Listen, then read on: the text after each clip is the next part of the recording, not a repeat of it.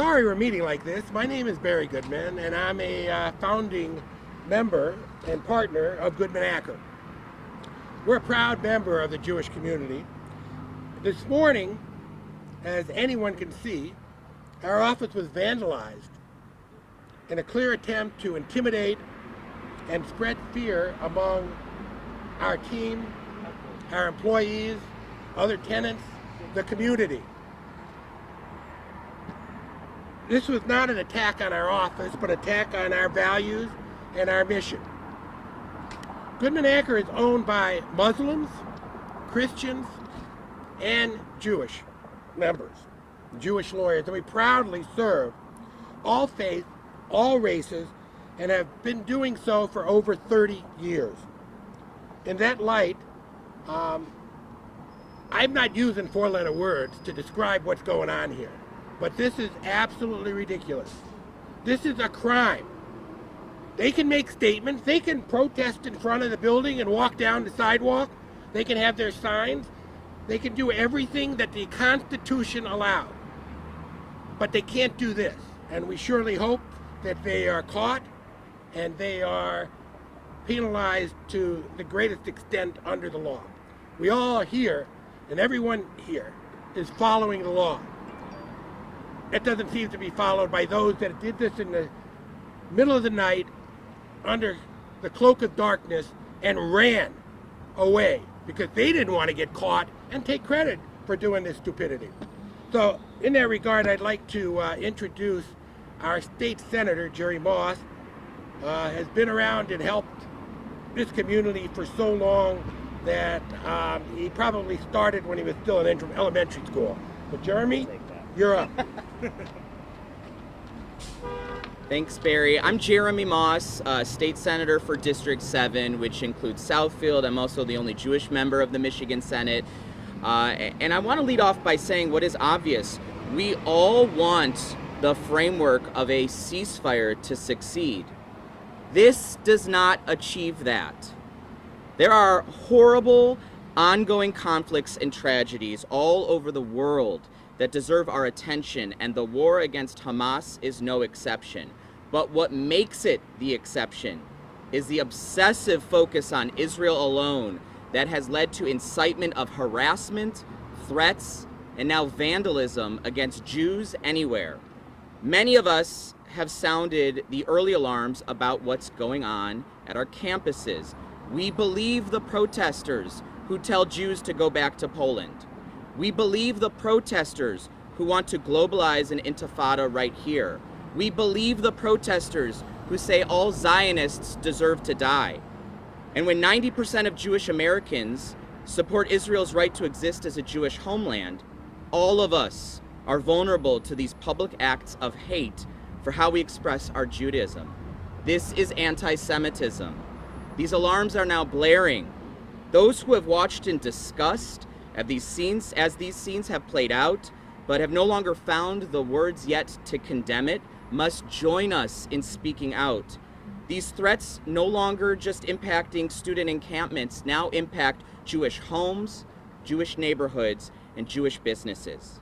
But what the anti-Semitic vandals might not know is how strong the Southfield community is and how we value our racial, religious, and ethnic diversity. And this showing of our officials and community members, from our mayor and council members, county commissioners, state representative, and our public safety enforcement demonstrates that hate will have no home here. And with that, I want to introduce our mayor, Ken Siver, to deliver a few remarks. Thank you, Jeremy. Good afternoon. Plain and simple, this is an act of terrorism. We will not tolerate this kind of cowardice done in the middle of the night in our community. This firm, Goodman Acker, has been serving Southfield for years. It's a wonderful law firm with a social conscience. This is unforgivable, what's happened here. We stand with our community particularly our Jewish community, against this sort of violence, this kind of terrorism. This is not acceptable. In working with our police department, our chief is here, we will investigate this to the fullest, and our intention is to bring these people to justice. Again, this is not acceptable. And I say this on behalf of the city council members that are here with me. Last November, our council and myself did a resolution decrying terrorism of any sort. And this has no place here or anywhere. So again, I can't say it emphatically enough. We stand with our community, and in particular, Goodman Acker. Yeah. Police Elvin Barron. And thank you, Mayor, and I certainly thank the media for being here to help us get this word out as we investigate this horrific incident. Southfield Police Department is committed to bringing those responsible accountable. We'll be working with the FBI, the University of Michigan Police, and also Huntington Woods Police to resolve this issue. Southfield Police did respond to this location at approximately 8:15 a.m. after calls of the vandalism came into our office. The preliminary investigation revealed that on Monday, June 3rd, at 1:39 a.m., 4 individuals were captured on surveillance video approaching from the east side of this building. One acted as a lookout while the other 3 performed the vandalizing. What we know is that these individuals at this time, again, walked from the east side of the building. So we not only collected video evidence from Goodman Acker facility, we also collected video evidence from across this entire area to determine additional suspects, vehicles, license plates, etc. So we are asking the community, if you see something, say something. When I looked at the video this morning, I did see numerous cars riding by this location. And so maybe someone saw something that we could use to further our investigation. So at this time, I turn it back over to Mr. Acker. Thank you. Thank you. I'm Jordan Acker. You want me to spell that for you? Jordan Acker. I'm a partner here at Goodman Acker, and I also serve as a regent of the University of Michigan. This is an enormously difficult moment for me personally, and for this entire community. Make no mistake that targeting individual Jewish elected officials is anti-Semitism. This has nothing to do with Palestine or the war in Gaza or anything else. This is done as a message to scare Jews. I am deeply grateful for all of the support I've received from across the political spectrum today, from my friends in the Arab American community, from all walks of life, Democrats, Republicans. Thank you all for being here today. To my colleagues on the Board of Regents, I really appreciate it. I've always felt deeply American, and part of the reason why is because my family story is so deeply American. My great-grandparents came to this country, worked for Ford Motor Company. My grandfather served our country in Korea, came home, went to school at Wayne State, and worked nights to make it happen, spending his entire career having one client, and it was selling Chevys. This feels like an attack on my Americanness. It is not acceptable. It is not okay. My dad helped found this business, and for 30 plus years, we've worked to help Michiganders regardless of their race, religion, or creed. Remember, this is a business that is owned by Jews, by Muslims, and by Christians. This is an attack on who we are as a Michigan community. Again, I want to recall this and just be clear. This action is the exact type of action that occurred on Jewish businesses in Germany and in Russia and in other countries with severe anti-Semitism problems. Before this becomes a problem that we can't help, we must stamp it out now. I was not targeted here today because I am a regent. I am targeted for this because I am Jewish. This neighborhood is Jewish, and because some people under the pretext of helping Palestinians feel the obligation to single out Jews, especially liberal ones, for an attack. It is unacceptable, it is un-American, and it must stop now. And with that, I think we can take a few questions. Chief, I don't know if you want to step that up. One thing I do want to say, when we talk about the community, this community stands tall thanks to those like the mayor, Jeremy, the council members, all the police. I have fielded not one or two, but 6 to 10 calls from Jewish and non-Jewish contractors out in the community that are coming here at 3, 4 o'clock in the afternoon today to power wash for free the building, because they stand with us and with the Jewish community, and they want to make sure that this is taken care of, and that those who did this understand it's temporary. We're fixing it. They'll continue to be criminals. We'll continue to do our work. Thank you all.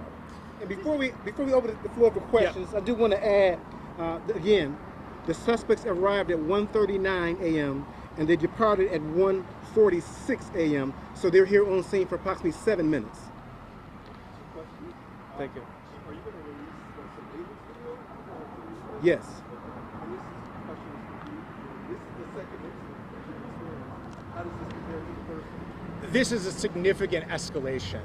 Now, just to be clear, going to my colleagues' homes, all of us, is unacceptable and dangerous. But singling out a Jewish board member is anti-Semitism, pure and simple. And I would say that anyone out there, wherever you are in this conflict, should call it out as such. Targeting individual Jews is anti-Semitism, period. What do you say to their demand of just, even though the university has said it's a minimal amount of money in the endowment that is invested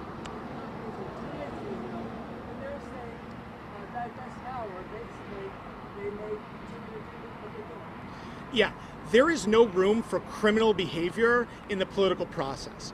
In this state, regents are elected by the people of the state of Michigan. If you disagree with them, you could come to a board meeting. We have 9 meetings a year. If you disagree even more, you can vote us out. That's how the American system works.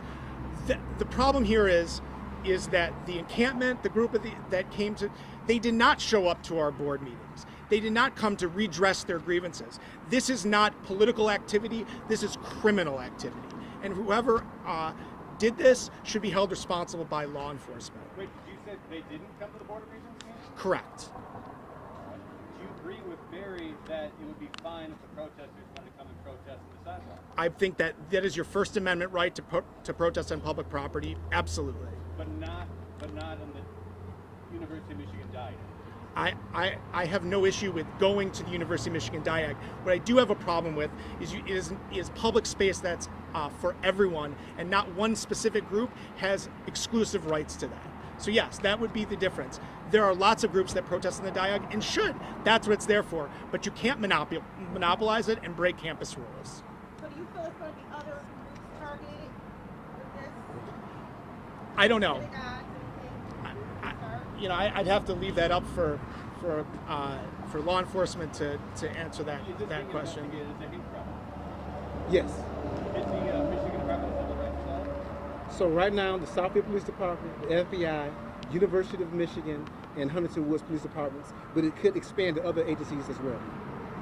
Was there any action taken at any of the regents' homes? Today? Today. No, this is the only incident today. I'm sorry, any business locations, I'm sorry.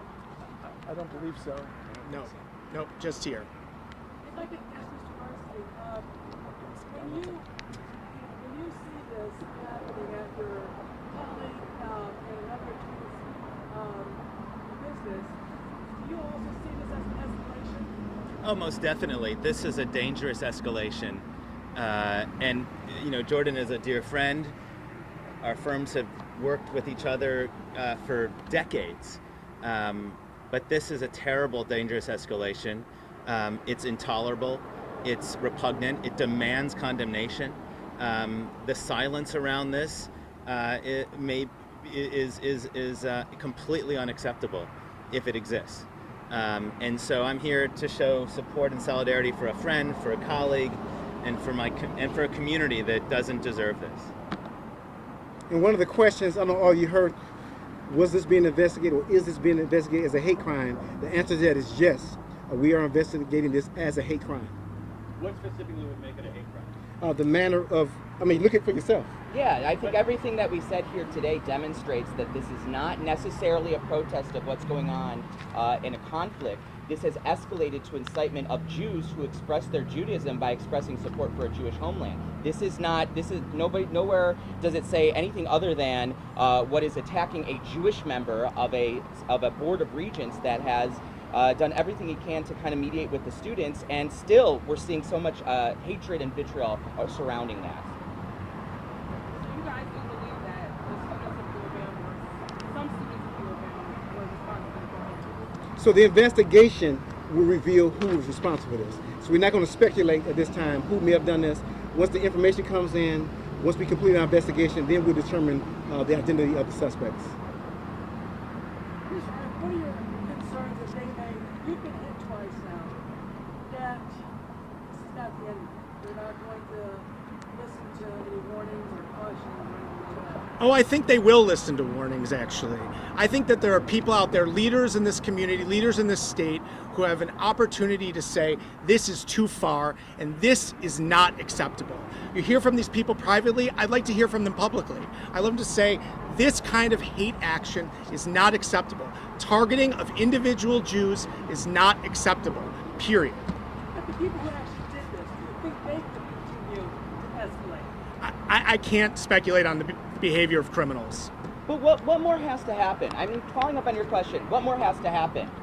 What other Jewish institutions, businesses, people have to be targeted before those of us in the Jewish community express that we feel this is a threat in how we express our Judaism and not dealing with a conflict 4,000 miles away?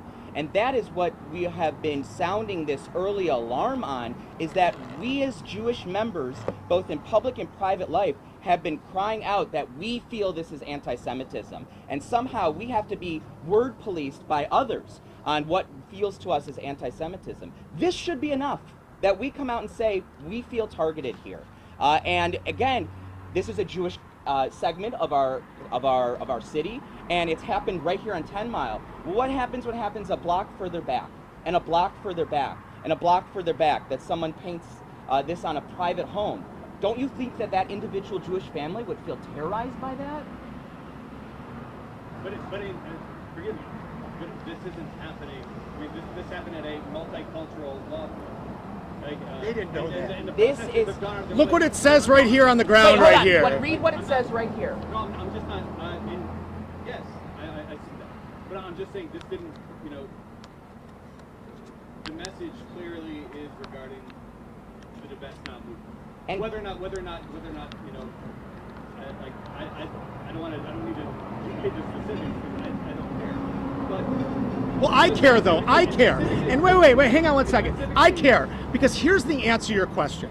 When you show up at only one regent's house, and it is a Jewish regent, and when you show up at someone's business, and only a Jewish regent, you are sending a message that it is okay to terrorize Jews. And it is not okay. And on top of that, and I don't want to get into back and forth either, No. but on top of that, when we have seen this rhetoric, there are protesters who are exercising their First Amendment protected rights.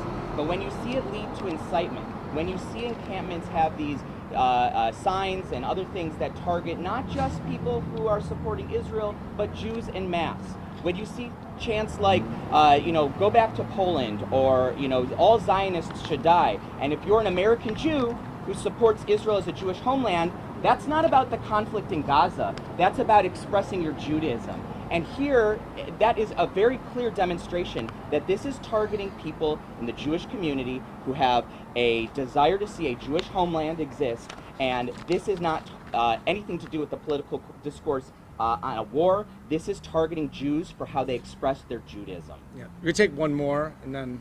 Well, before you do that, I've got to respond to the Jews. Too many people like you are saying things like this are not necessarily a hate crime. How can it be a hate crime? Sir, you have an anti-Semitic background if you think this is not a hate crime. because that's all it is. It's a hate. It's not a like crime. It's not a love crime. It's not an okay crime. It's a fucking hate crime. All right, I think we're Thank you. done. Thank you. Thank you. Thank you.